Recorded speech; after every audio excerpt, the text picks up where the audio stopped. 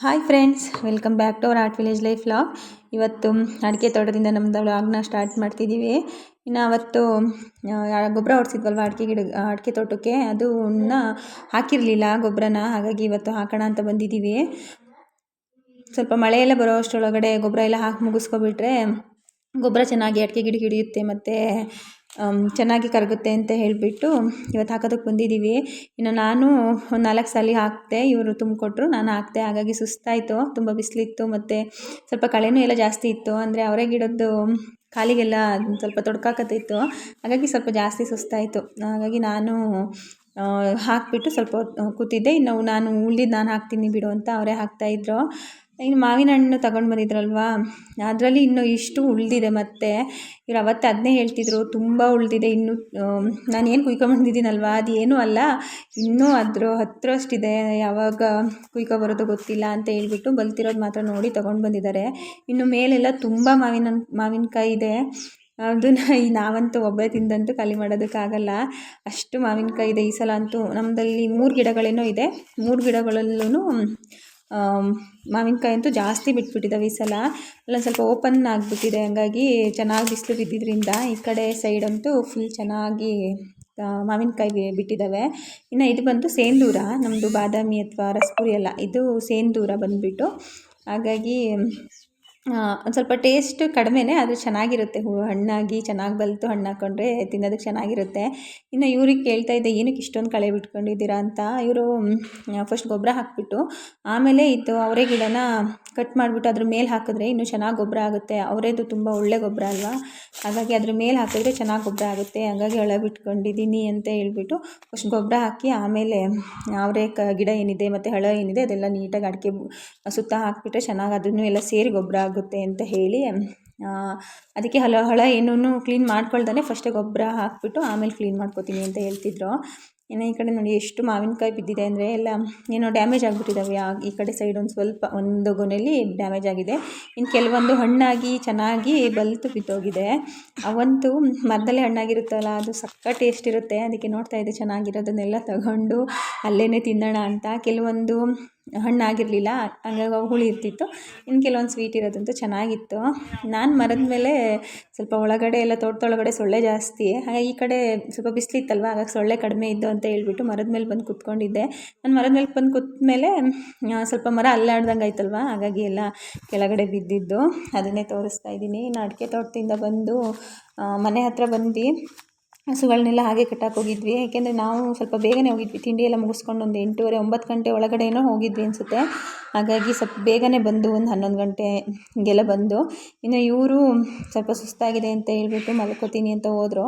ಹಾಗಾಗಿ ನಾನೇ ಹಸುಗಳಿಗೆಲ್ಲ ನೀರು ಕುಡಿಸ್ತಾ ಇದ್ದೀನಿ. ಇನ್ನು ಅವನು ವೆಯ್ಟ್ ಮಾಡ್ತಾಯಿದ್ದು ಅನಿಸುತ್ತೆ ನೀರಿಗೆ. ಪಾಪ ಕೊಟ್ಟ ತಕ್ಷಣ 2 ಚೆನ್ನಾಗಿ ಕುಡಿದ್ಬಿಟ್ಟು ಇನ್ನು 2ಕ್ಕೂ ಹಸಿಗೆ ಕೊಟ್ಟು ಇನ್ನು ಕುರಿಗೆ ನೀರು ಕೊಡೋಣ ಅಂತ ಬಂದೆ. ನಮ್ಮದು ಕೋಳಿಗಳ ಥರ ಅಂದರೆ ನನ್ನ ವಾಯ್ಸ್ ಕೇಳಿದ ತಕ್ಷಣವೇ ಬಂದ್ಬಿಡುತ್ತೆ ಪಕ್ಕಕ್ಕೆ, ಅಂದರೆ ನಮ್ಮ ಹಿಂದೆಯೇ. ಅದಕ್ಕಂತೂ ಫುಡ್ ಹಾಕ್ತಾನೆ ಮನೆ ಒಳಗಡೆ ಹೋಗೋ ಹಾಗೆ ಇಲ್ಲ, ಮನೆ ಬಾಗಿಲಿಗೆ ಬಂದು ಬಡ್ಕೋತಾ ಇರುತ್ತೆ. ಹಾಗಾಗಿ ಅವಕ್ಕೂ ಬಿಸಿಲಲ್ವ, ಸ್ವಲ್ಪ ನಮ್ಮ ಕೋಳಿಗಳಿಗೆ ಮೇವಿಗಿಂತ ಜಾಸ್ತಿ ನೀರು ತುಂಬ ಮುಖ್ಯ. ಹಾಗಾಗಿ ಅವಕ್ಕೆ ಸ್ವಲ್ಪ ನೀರನ್ನ ಕೊಟ್ಟು ಆಮೇಲೆ ಸ್ವಲ್ಪ ಮೇವು ಹಾಕ್ಬಿಟ್ಟು ಒಳಗಡೆ ಹೋಗಿದ್ದು. ಇವಂತೂ ಕೋಳಿಗಳ ಮರಿಗಳನ್ನ ನೋಡೋದಕ್ಕೆ ಒಂಥರ ಖುಷಿಯಾಗುತ್ತೆ. ಈ ಟೈಮಲ್ಲಿ ಪುಟ್ಟ ಮರಿಗಳು ಒಂಥರ ಕ್ಯೂಟಾಗಿರುತ್ತಲ್ವ, ಅದನ್ನು ನೋಡೋದಕ್ಕೆ ಖುಷಿಯಾಗುತ್ತೆ.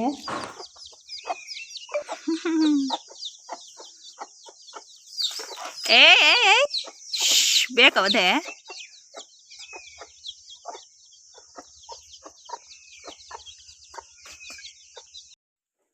ಇನ್ನು ಅಲ್ಲಿಂದ ಬಂದು ನೆಕ್ಸ್ಟು ಪಾರಿವಾಳಗಳಿಗೆ ಫುಡ್ ಹಾಕಬೇಕಲ್ವ, ಹಾಗಾಗಿ ಅವಕ್ಕೂ ಕಡಲೆಬೀಜ ತಗೋತಿದ್ದೆ. ಅವಕ್ಕಂತೂ ಕಡಲೆಬೀಜ ಬಿಟ್ಟು ಬೇರೆ ಏನೂ ತಿನ್ನೋದೇ ಇಲ್ಲ, ಹಾಗಾಗಿ ಸ್ವಲ್ಪ ಕಡಲೆಬೀಜನೇ ಜಾಸ್ತಿ ನಾವು ಯೂಸ್ ಮಾಡ್ತೀವಿ ಪಾರಿವಾಳಗಳಿಗೆ.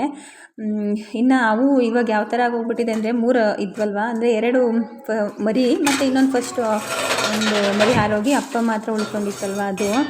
ಇವಾಗ ಅವೆರಡು ಮರಿಲಿ ಒಂದು ಹೆಣ್ಣು ಮರಿ ಒಂದು ಗಂಡು ಮರಿ ಆಗಿಬಿಟ್ಟಿದೆ. ಇವಾಗ ಯಾವ ಥರ ಆಗಿಬಿಟ್ಟಿದೆ ಅಂದರೆ 2 ಗಂಡು ಮರಿ 1 ಹೆಣ್ಣು ಮರಿ ಆಗಿದೆ. ಹಾಗಾಗಿ ಎಷ್ಟು ಜಗಳ ಮಾಡ್ತಿರುತ್ತೆ ಅಂದರೆ ಅದು ಹೆಣ್ಮರಿನ ಎರಡೂ ಅಂದರೆ ಎರಡನ್ನೂ ಜೋಡಿ ಮಾಡ್ಕೊಳ್ಳೋದಕ್ಕೆ ಟ್ರೈ ಮಾಡ್ತಿದ್ದೆ. ಆದರೆ ಅದು ಹೆಣ್ಮರಿಗೆ ಅದ್ರ ಜೊತೆ ಮರಿ ಇದೆಯಲ್ವ ಅದಿಷ್ಟ. ಇದು ಫಸ್ಟ್ ಒನ್ ಇತ್ತಲ್ವ ದೊಡ್ಡದು, ಅದು ಇಷ್ಟ ಇಲ್ಲ. ಹಾಗಾಗಿ ಯಾವಾಗ್ಲೂ ಕಿತ್ತಾಡ್ತಾನೆ ಇರುತ್ತೆ. ಅದಂತೂ ಕರಿತಾನೆ ಇರುತ್ತೆ, ಅದೇನೋ ಸಿಗ್ನಲ್ ಮಾಡುತ್ತಲ್ವ ಆ ಥರ ಕರಿತಾ ಇರುತ್ತೆ. ಇದು ಬರಲ್ಲ. ಅದು ಇದೇನಾದರೂ ಗಂಡು ಮರಿ ಬಂದುಬಿಟ್ರೆ ಅಂತೂ ಅದನ್ನು ಓಡಿಸ್ಕೊಂಡೋಗಿ ಕಡ್ದಾಕ್ಬಿಡುತ್ತೆ. ಇವಾಗ ಅದು ಹಾಗಾಗಿ ಇವರು ಅವೆರಡು ಜೋಡಿ ಮಾಡಿಬಿಡೋಣ, ಇದು ದೊಡ್ಡದಕ್ಕೆ ಇನ್ನೊಂದು ಹೆಣ್ಣು ಪಾರಿವಾಳ ತೊಂದರೆ ಆಯಿತು ಅಂತ ಹೇಳ್ತಾಯಿದ್ರು. ಹಾಗಾಗಿ ಜಾಸ್ತಿ ನಾವು ಹೊರಗಡೆ ಎರಡು ಹಾರುತ್ತಲ್ವ ಅವನ್ನಂತೂ ಯಾವಾಗಲೂ ಹೊರಗಡೆ ಬಿಟ್ಟಿರ್ತೀವಿ. ಅವಕ್ಕೆ ಯಾವಾಗ ಬೇಕೋ ಅವಾಗ ಹಾರಾಡಿಕೊಂಡು ಬರುತ್ತೆ. ಇದನ್ನು ಹೊರಗಡೆ ಬಿಡೋದಕ್ಕಾಗಲ್ಲ, ದೊಡ್ಡದಿದೆಯಲ್ಲ ಅದು ರೆಕ್ಕೆ ಎಲ್ಲ ಕಟ್ ಮಾಡಿರೋದ್ರಿಂದ ಹಾರೋದಕ್ಕಾಗಲ್ಲ. ಸುಮ್ಮನೆ ಹಾರೋದಕ್ಕೆ ಹೋದ್ರೂ ಕೆಳಗಡೆ ಬಿದ್ದುಬಿಡುತ್ತೆ. ಮತ್ತು ಹದ್ದುಗಳೇನಾದರೂ ನೋಡಿಬಿಟ್ರೆ ಎತ್ಕೊಂಡು ಹೋಗ್ಬಿಡುತ್ತೆ. ಹಾಗಾಗಿ ಅದನ್ನ ಹೊರಗಡೆನೇ ಬಿಡಲ್ಲ, ಯಾವಾಗಲೂ ಒಳಗಡೆನೇ ಇರುತ್ತೆ. ಹಾಗಾಗಿ ಅದು ಹೆಣ್ಣು ಮರಿ ಅದ್ರ ಜೊತೆ ಜೋಡಿ ಆಗ್ತಾಯಿಲ್ಲ. ಯಾವಾಗಲೂ ಯಾವುದು ಅದ್ರ ಜೊತೆ ಹಾರಾಡುತ್ತಲ್ವ ಅದ್ರ ಜೊತೆನೇ ಜೋಡಿ ಆಗೋದಕ್ಕೆ ಅದು ನೋಡ್ತಾಯಿದೆ. ಆದರೆ ಇದು ಆ ಮರಿನ ಬಿಡ್ತಾಯಿಲ್ಲ. ತುಂಬ ಜಗಳ ಓಡಿಸ್ಕೊಂಡು ಕಚ್ಚಾಡ್ತಿರುತ್ತೆ. ಅದನ್ನೇ ನೋಡ್ತಾ ಇದ್ದೀನಿ. ಈಗ ಒಂದು ವಾರದಿಂದ ತಾನೇ ಹಿಂಗಿರಲಿಲ್ಲ, ಈಗ ಒಂದು ಸ್ವಲ್ಪ ದಿನದಿಂದ ಈ ಥರ ಜಗಳ ಸ್ಟಾರ್ಟ್ ಮಾಡ್ಕೊಂಡಿರೋದು.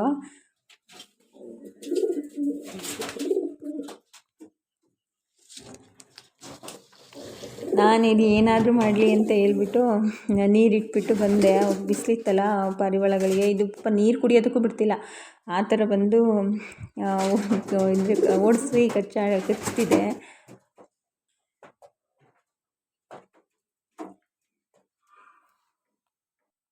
ಇನ್ನು ಹೊರಗಡೆ ಕೆಲಸ ಎಲ್ಲ ಮುಗಿಸಿ ಇನ್ನು ಕಿಚನ್ನು ಎಲ್ಲ ಕ್ಲೀನ್ ಮಾಡಿಕೊಂಡು ಇನ್ನು ಹೊರಗಡೆ ಏನಾದರೂ ಕೆಲಸ ಮಾಡಿದ್ರೆ ಅಥವಾ ತೋಟದಲ್ಲಿ ಏನಾದರೂ ಕೆಲಸ ಮಾಡಿದ್ರೆ ತುಂಬ ಹೊಟ್ಟೆ ಹಸಿತಾ ಇರುತ್ತೆ. ಹಾಗಾಗಿ ಏನಾದರೂ ತಿನ್ನಬೇಕು ಅಂತ ಅನ್ನಿಸ್ತಾ ಇರುತ್ತೆ. ಇನ್ನು ಬಿಸಿಲಿಗಂತೂ ಏನಾದರೂ ಬೇಕು ಅನ್ನಿಸ್ತಿರುತ್ತೆ. ಹಾಗಾಗಿ ಬ್ರೆಡ್ ಇತ್ತು, ಅದರಲ್ಲೇ ಬ್ರೆಡ್ ಪುಡಿಂಗ್ನ ಮಾಡ್ಕೋತಾ ಇದ್ದೀನಿ. ಇನ್ನು ಇದನ್ನು ನೀಟಾಗಿ ಸೈಡೆಲ್ಲ ಕಟ್ ಮಾಡಿಬಿಟ್ಟು ಒಂದು ಬ್ರೆಡ್ನ 4 ಪೀಸ್ ಥರ ಮಾಡಿಕೊಂಡು ಈ ಥರ ಸ್ವಲ್ಪ ತುಪ್ಪ ಹಾಕಿಬಿಟ್ಟು ಎರಡೂ ಕಡೆ ಚೆನ್ನಾಗಿ ರೋಸ್ಟ್ ಮಾಡ್ಕೋತಾ ಇದ್ದೀನಿ. ಸ್ವಲ್ಪ ಕ್ರಿಸ್ಪಿಯಾಗಿದ್ರೇ ಚೆನ್ನಾಗಿರುತ್ತೆ. ಹಾಗಾಗಿ ಸ್ವಲ್ಪ ನಾನು ಜಾಸ್ತಿನೇ ರೋಸ್ಟ್ ಮಾಡಿಕೊಂಡು ಮೇಲೆ 2 ಸೈಡ್ ತುಪ್ಪ ಹಾಕಿ ಈ ಥರ ಫ್ರೈ ಮಾಡಿ ಎತ್ತಿಟ್ಕೋತಾ ಇದ್ದೀನಿ. ಇನ್ನು ಇದಕ್ಕೆ ಫಸ್ಟು ಕಸ್ಟರ್ಡ್ ಮಿಲ್ಕ್ನ ರೆಡಿ ಮಾಡ್ಕೋಬೇಕಾಗುತ್ತೆ. ಅದಕ್ಕೆ ಒಂದು ಅರ್ಧ ಲೀಟರ್ಗಿಂತ ಸ್ವಲ್ಪ ಕಡಿಮೆ ಹಾಲನ್ನ ತೊಗೊಂಡಿದ್ದೀನಿ. ಇನ್ನು ಅದು ಕಾಯೋ ಅಷ್ಟರೊಳಗಡೆ ಅದರಲ್ಲೇ ಸ್ವಲ್ಪ ಹಾಲನ್ನ ಎತ್ಕೊಂಡು ಒಂದು 2 ಸ್ಪೂನ್ ಆಗೋಷ್ಟು ಕಸ್ಟರ್ಡ್ ಪೌಡ್ರನ್ನು ಹಾಕಿ ಅದಕ್ಕೆ ಸ್ವಲ್ಪನೂ ಗಂಟಿಲ್ದಿರೋ ಥರ ನೀಟಾಗಿ ಮಿಕ್ಸ್ ಮಾಡಿಕೊಂಡು ಇದನ್ನ ಎತ್ತಿಟ್ಕೋತಾ ಇದ್ದೀನಿ. ಇನ್ನು ಈ ಕಡೆ ಹಾಲು ಚೆನ್ನಾಗಿ ಕಾಯ್ದ ಮೇಲೆ ಅದಕ್ಕೆ ರುಚಿಗೆ ಎಷ್ಟು ಬೇಕಾಗುತ್ತೆ ಅಷ್ಟು ಕಲ್ಸಕ್ಕರೆನ ಸೇರಿಸ್ಬಿಟ್ಟು ಅದು ಕಲ್ಸಕ್ಕರೆ ಕರಗೋವರೆಗೂ ಚೆನ್ನಾಗಿ ಮಿಕ್ಸ್ ಮಾಡಿಕೊಂಡು ಮೇಲೆ ಕೆನೆ ಬರದೇ ಇರೋ ಥರ ಇದು ಪದೇ ಸ್ವಲ್ಪ ಈ ಥರ ಮಿಕ್ಸ್ ಮಾಡ್ಕೊತಾನೆ ಇರಬೇಕು. ಇನ್ನು ಹಾಲು ಚೆನ್ನಾಗಿ ಕುದಿ ಬಂತು ಅನ್ನೋ ಟೈಮಲ್ಲಿ ನಾವು ಕಸ್ಟರ್ಡ್ ಪೌಡರ್ ಏನು ರೆಡಿ ಮಾಡಿ ಇಟ್ಕೊಂಡಿದ್ವಲ್ವ ಅದನ್ನು ಸೇರಿಸಿ ಚೆನ್ನಾಗಿ ಮಿಕ್ಸ್ ಮಾಡ್ಕೋಬೇಕು. ಈ ಟೈಮಲ್ಲಿ ಕಸ್ಟರ್ಡ್ ಪೌಡರ್ ಹಾಕಾದ್ಮೇಲೆ ಸ್ವಲ್ಪನೂ ಕೈ ಬಿಡಬಾರ್ದು, ಇಲ್ಲಾಂದರೆ ಸ್ವಲ್ಪ ತಳ ಹಿಡಿಯೋ ಚಾನ್ಸಸ್ ಇರುತ್ತೆ. ಹಾಗಾಗಿ ನಾನು ಒಂದು 10 ನಿಮಿಷ ಅದನ್ನು ಲೋ ಫ್ಲೇಮಲ್ಲೇ ಬೇಯಿಸ್ಕೊಂಡ್ಮೇಲೆ ನೋಡಿ ಇಷ್ಟು ತಿಕ್ನೆಸ್ಸಿಗೆ ಬಂದಿದೆ. ಇದನ್ನು ಸ್ವಲ್ಪ ತಣ್ಣಗಾಗೋದಕ್ಕೆ ಎತ್ತಿಟ್ಕೋಬೇಕು. ಹಾಗಾಗಿ ಫ್ಲೇಮ್ನ ಆಫ್ ಮಾಡಿ ಇದನ್ನು ಕೂಡ ತಣ್ಣಗಾಗೋದಕ್ಕೆ ಇಟ್ಕೋತಾ ಇದ್ದೀನಿ. ಇನ್ನು ಇದು ಒಂದು 1/4 ಗಂಟೆ 20 ನಿಮಿಷದಲ್ಲೆಲ್ಲ ಫುಲ್ ತಣ್ಣಗಾಗೋಗ್ಬಿಡುತ್ತೆ. ಇದು ನೋಡಿ ಇಷ್ಟು ತಣ್ಣಗಾದಮೇಲೆ ಸ್ವಲ್ಪ ಇನ್ನೂ ಗಟ್ಟಿ ಬಂದಿರುತ್ತೆ.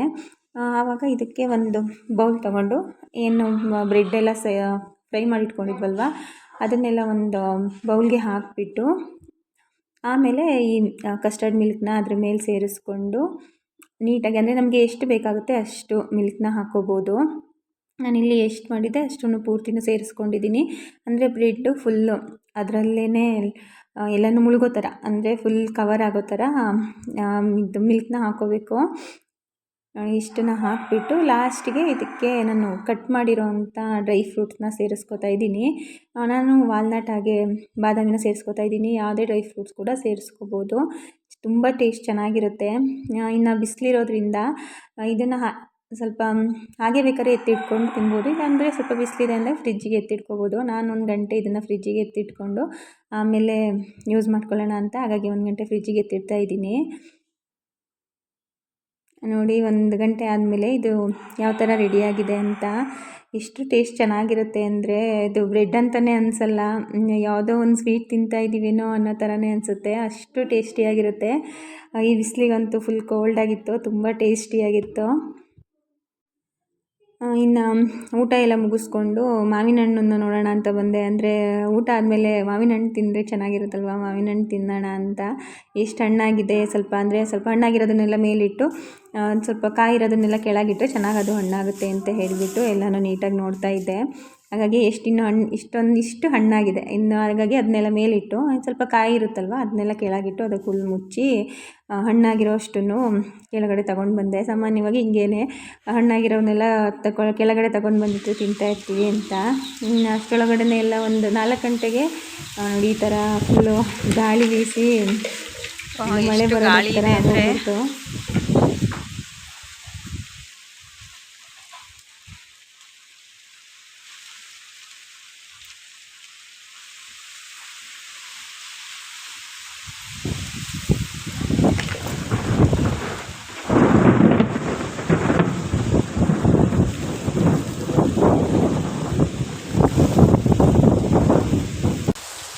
ಗಾಳಿ ಬಂದಿದ್ದಷ್ಟೇ ಫುಲ್ ಜೋರು ಮಳೆ ಸ್ಟಾರ್ಟ್ ಆಗೋಗ್ಬಿಡ್ತು.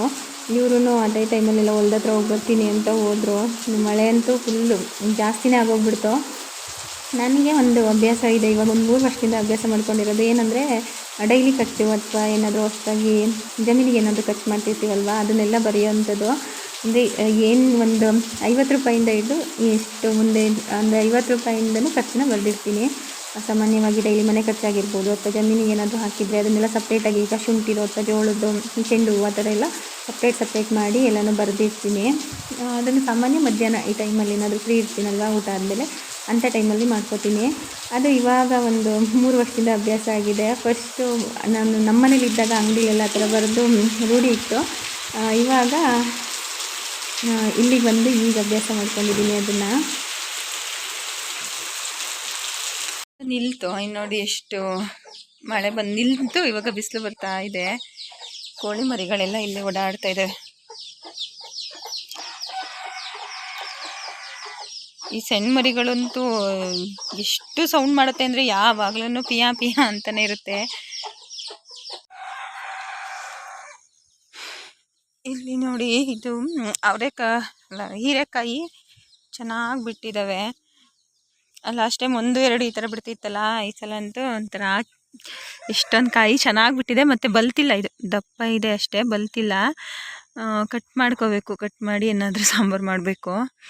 ಇವಾಗ ಏನು ಅಂದರೆ ಇಲ್ಲಿ ಈ ಥರ ಹಿಂಗೆ ಬೇಣು ಹೊಡೆದಿರುತ್ತೆ. ಅಂದರೆ ಅದೇನು ಗಿಡಗಳು ಅದೇನು ನೆನಪಾಗ್ತಿಲ್ಲ ನೋಡಿ. ಈ ಥರ ಚುಚ್ಚಿರುತ್ತೆ ಒಳಗಡೆ, ಅದು ಅಲ್ಲಿ ಇಷ್ಟು ಫುಲ್ಲು ಕೆಟ್ಟೋಗ್ಬಿಟ್ಟಿರುತ್ತೆ. ಇಲ್ಲೊಂದು, ಮತ್ತು ಅಲ್ಲೊಂದಿದೆ, ಇಲ್ಲೊಂದಿದೆ ಇದ್ರ ಕೆಳಗಡೆ, ಮತ್ತು ಅಲ್ಲೆರಡಿದೆ, ಅಲ್ಲೊಂದು, ಮತ್ತು ಇಲ್ಲಿ. ಸಲ ಪರವಾಗಿಲ್ಲ, ಚೆನ್ನಾಗಿ ಬಿಟ್ಟಿದೆ. ನಮಗೆ ಇಷ್ಟು ಬಿಟ್ಟರೆ ಸಾಕಾಗುತ್ತೆ. ನಮಗೊಂಥರ ಅದೇ ಮನೇಲೇ ಎಲ್ಲ ಸಿಗಬೇಕು. ಸೊ ತುಂಬ ಇಷ್ಟ ಆಗುತ್ತೆ ಈ ಥರ ಬಿಡಬೇಕು. ಈ ಥರ 1-2 ಬೀಳಿದರೆ ಮನೆಗೆ ಆಗೋಷ್ಟಂತೂ ತರಕಾರಿ ಸಿಕ್ಬಿಡುತ್ತೆ. ಇವರಂತೂ ತುಂಬ ಹಾಕಿದ್ರು, ಇಲ್ಲೆಲ್ಲ ಹಾಕಿದ್ರು. ಫುಲ್ ಬರೀ ಹಳನೇ ಬಂದುಬಿಟ್ಟಿದೆ ನೋಡಿ, ಗಿಡಗಳು ಬಂದೇ ಇಲ್ಲ. ಈ ಕಡೆ ಒಂದು ಆ ಕಡೆ ಒಂದು ಬೀಳಿದೆ, ಆದರೆ ಅದು ಅಷ್ಟು ಚೆನ್ನಾಗಿಲ್ಲ. ನನಗೆ ತುಂಬ ಇಷ್ಟ ಮನೇಲಿ ಈ ಥರ ತರಕಾರಿ ಬೆಳೆದು ತಿನ್ನಬೇಕು ಅಂತ. ಹಾಗಾಗಿ ಇವ್ರೂ ತುಂಬಾ ಹಾಕ್ತಾರೆ.